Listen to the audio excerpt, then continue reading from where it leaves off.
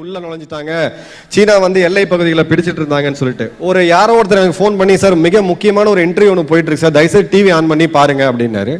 எனக்கு டிவி பார்க்கக்கூடிய அந்த ஹேபிட் கிடையாது, சார் மொபைலில் பார்த்துக்கலாம் அப்படின்னு சொல்லிட்டு நீங்கள் லிங்க் அனுப்புங்க அப்படின்னா லிங்க் அனுப்பி இது பண்ணி பார்த்தா ஒரு சைடு நம்மளுடைய நீங்கள் நல்லா சொல்லுவீங்க அதை உலக நாயகன்ல உங்கள் டோனில் சொல்லுங்க, ஓகே, அவர் கமலஹாசன் ஒரு சைடு, இன்னொரு பக்கம் நம்மளுடைய எதிர்க்கட்சி எம்பி ராகுல் காந்தி அவர்கள்.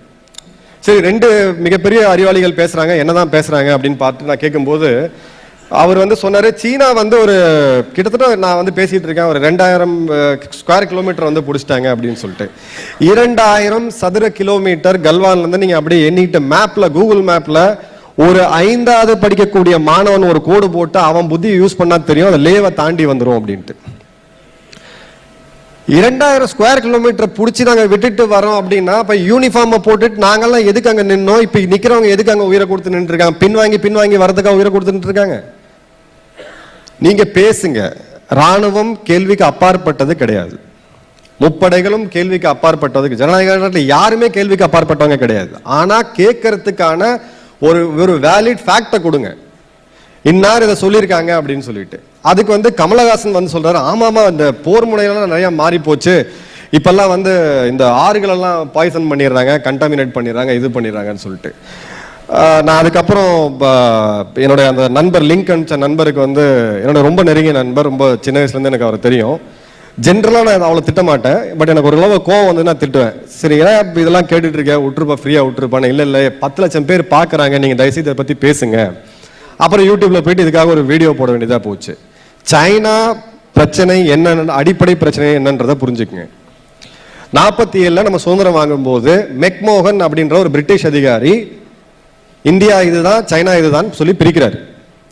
உங்க லேண்டை நீங்க வந்து பார்ட்டிஷன் பண்றீங்க, என்ன பண்ணுவீங்க, சர்வேயரை கூப்பிடுவீங்க, அவர் வந்து லேண்ட் அளப்பாரு, அதுக்கப்புறம் அது எஃப்எம்பியில போடுவீங்க, போட்டு பட்டா அப்ளை பண்ணுவீங்க, தாசில்தார் கையெழுத்து போடுவார், உங்களுக்கு பட்டா கிடைக்கும், அக்ரிமெண்ட்டை பிரிச்சுக்குவீங்க. இதுதான் முறை. மெக்மோகன் என்ன பண்ணாருன்னா, இது இந்தியா மேப் எடுத்து ஒரு கையில ஒரு பேனா எடுத்து ஒரு கோடு போட்டு இது இந்தியா இது சைனா அப்படின்னாரு.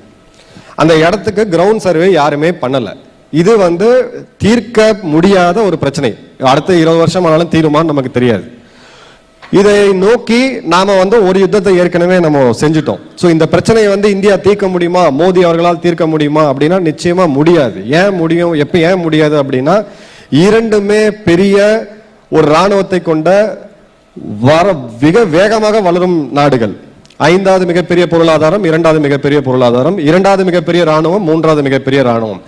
இந்த பிரச்சனை ஒரு யுத்தத்துக்கு அப்புறம் தான் முடிவுக்கு வரும். அந்த யுத்தத்திற்கான வேலையை, அந்த யுத்தத்திற்கான தயார் நிலையை அடைவதற்கு இந்த 7-8 வருடங்கள் நம் வெகு வேகமாக முன்னேறதற்கான நம்முடைய கட்டாயம் இருக்கிறது. அந்த கட்டாயத்திற்கு ஒரு வலிமையான தலைவன் தேவை. தலைமை இல்லாமல் இது நடக்காது.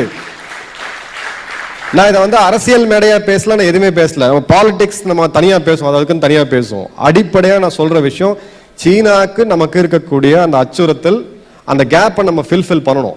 60 வருஷம் நம்ம அந்த பக்கம் திரும்பாம இருந்துட்டோம். ஆனா இந்த யுத்தம் வந்து இன்னைக்கு இல்லாட்டியும் ஒரு 10 to 12 வருட காலத்துக்குள்ள வரும். அந்த யுத்தத்தை வந்து நம்ம காலத்திலேயே நம்ம பார்ப்போம். அந்த யுத்தத்துல இந்திய ராணுவம் தன் மேல் இருந்த ஒரே ஒரு சின்ன அழுக்கு, அன்னை இருந்த அரசியல் தலைமையால் தன் மேல் பட்ட ஒரே ஒரு அழுக்கு, 1962 யுத்தத்தில் நாம் தோற்றது.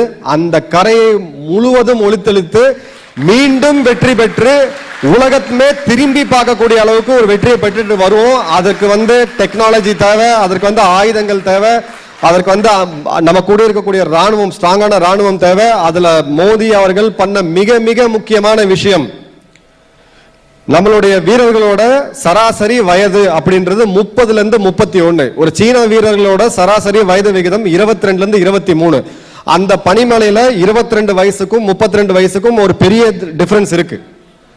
மென்டல் எஜிலிட்டிலையும் சரி, பிசிக்கல் ஃபிட்னஸ்லையும் சரி, ஒரு பெரிய டிஃபரன்ஸ் இருக்கு. அப்போ நம்மளுடைய இப்போ இன்னைக்கு இந்தியாலே உலக மக்கள் தொகையிலே அதிகமா இருக்கக்கூடிய இது வந்து மாணவர்களும் இளைஞர்களும் தான். அப்ப இவங்களை நம்ம வந்து தேர்ந்தெடுத்து கொண்டு வரணும் அப்படின்றதுக்காக கொண்டு வரப்பட்ட திட்டம் தான் அக்னிபத் திட்டம். 4 வருடம் அவர்கள் அந்த பணியில் இருப்பார்கள். 25% அவர்கள் வந்து ரீடைன் பண்ணுவாங்க. கிட்டத்தட்ட ஒரு 40,000 to 50,000 அக்னி வீரர்கள் வெளியில வருவாங்க. இந்த யுத்தம் வரதுக்கான வாய்ப்பு அப்படின்றது 2030 இருந்து 35 இருக்கு.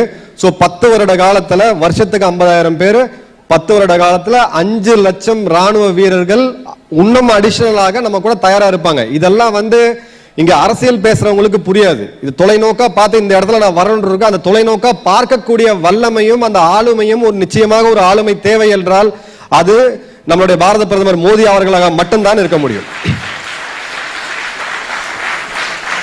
சோ இந்த சைனா பிரச்சனை அப்படின்றது, சைனா இதுக்கு முன்னாடி அருணாச்சல் பிரதேஷ்ல இப்ப வீடு கட்டிட்டாங்க. 1959ஆம் ஆண்டு நம்ம இந்திய ராணுவம் அங்க சேரவே முடியாத ஒரு நிலைமையில ஐடிபிஎஃப் சொல்லக்கூடிய இண்டோ டிபெட்டியன் பார்டர் போலீஸோட 4 வீரர்கள் அந்த இடத்துல இருந்தாங்க. அதன் பிறகு ஒரு 15 வீரர்கள் எக்ஸ்ட்ராவா இருந்தாங்க. அவங்க விட்டுட்டு பின்வாங்கி வந்த இடம் தான் இன்னைக்கு சீனா அருணாச்சல்ல அந்த வில்லேஜ் அப்படின்றத கட்டியிருக்காங்க. கடைசியா நம்ம பண்ண டிப்ளாய்மெண்ட் மிரர் டிப்ளாய்மெண்ட் ஸ்ட்ராட்டஜி அப்படின்றது, நீங்க 10 பேர் நான் 10 பேர் எடுத்து வைப்பேன். ஒரு குறிப்பிட்ட தருணத்துல என்னுடைய நெருங்கிய நண்பர் அங்க பணியில இருந்த காலத்துல என்கிட்ட சொன்னாரு, இப்போ ஒரு வருடம் முன்னாடி அவர் ஆர்மட் படைப்பிரிவுன்ற இந்த பீரங்கி டேங்க் படைப்பிரிவுல இருந்தாரு. நம்மளுடைய பீரங்கிக்கும் அவங்களுடைய பீரங்கிக்கும் லோடட் பீரங்கி இருந்த இடைவெளி 6 அடி 4 இன்ச்சு கம்மியா தான் நின்னோம் நம்ம.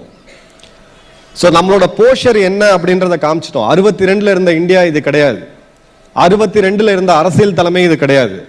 62ல இருந்த மக்கள் அறியாமை இப்ப கிடையாது. இது எல்லாமே நம்ம நாட்டை மாத்தி இருக்கோம்.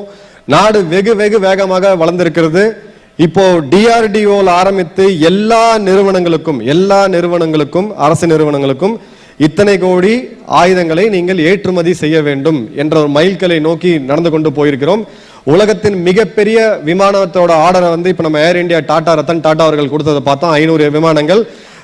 ஜோ பைடன் ஒரு அமெரிக்கா மிகப்பெரிய வல்லரசு, 1 லட்சம் வேலை வாய்ப்புகளை உருவாக்கினீர்கள், மிக்க நன்றி அப்படின்னு சொல்லி 3 மிகப்பெரிய வல்லரசு நாடுகளோட பிரதமர்கள் கையெடுத்து கும்பிட்டு போறாங்க. நம்ம நாட்டை இனி இந்த காலனியல் ஆதிக்கத்திலிருந்து நம்ம மைண்ட் செட்டை மாத்தி நாம முன்னேறி போயிட்டு இருக்கோம் அப்படின்றத நீங்க முதல்ல நம்புங்க. இந்த இந்த இந்த இந்த நம்பிக்கை நம்ம அடிப்படையா தேவை.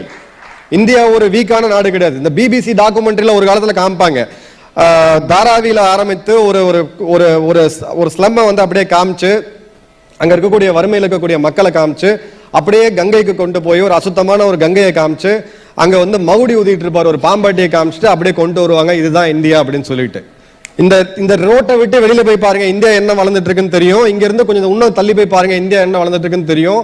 விண்வெளி துறையில பாருங்க, இங்கே வளர்ந்துட்டு இருக்குன்னு தெரியும். உலகத்தோட 2வது மிகப்பெரிய ரோட் நெட்வொர்க்கை கொண்ட நாடு இந்தியா, 3வது மிகப்பெரிய ரயில் நெட்வொர்க் கொண்ட நாடு இந்தியா. இன்னும் வருங்காலங்கள்ல உலகத்திலே மிகப்பெரிய 2வது விமான சேவை கொண்ட நாடா இந்தியா இருக்கும். இந்தியா வல்லரசு ஆகக்கூடிய தூரம் இந்தியா at 75 நம்ம பார்த்துட்டோம். இந்தியா at 100 இது ஒரு வரலாற்று நிகழ்வா இருக்கும். அந்த வரலாற்று நிகழ்வுக்கு ஒரு கோல்டன் பீரியட் தேவை. அந்த கோல்டன் பீரியட நம்ம சிவாஜி பத்தி பேசியிருக்கோம். சிவாஜி மகாராஜா அவர்கள் டைம்ல இருந்தார், ராஜராஜ சோழர் இருந்தாருன்னு சொல்லிட்டு இன்னைக்கு மாடர்ன் டேல ஜனநாயகத்துல இந்த கோல்டன் பீரியட் அப்படின்றது மோடி அவர்களுடைய டைம் தான் கோல்டன் பீரியட். இந்த கோல்டன் பீரியட தயவு செய்து நம்ம யாரும் மிஸ் பண்ண அலோவ் பண்ணக்கூடாது. தேச பாதுகாப்பு தான் முதல்ல. என்னுடைய பேனலிஸ்ட் படித்தவர்கள் நிறைய பேர் இருக்காங்க, நம்மளோட பெட்டர் ஸ்பீக்கர்ஸ் நிறைய பேர் இருக்காங்க. அரசியல் பேசலாம், நம்ம என்ன வேணா பேசலாம். தேசம் பாதுகாப்பாக இல்லை என்றால் அரசியலும் கிடையாது, நீங்களும் கிடையாது, நாங்களும் கிடையாது. நன்றாக புரிந்து கொள்ளுங்கள். நன்றி, வணக்கம், ஜெயன்.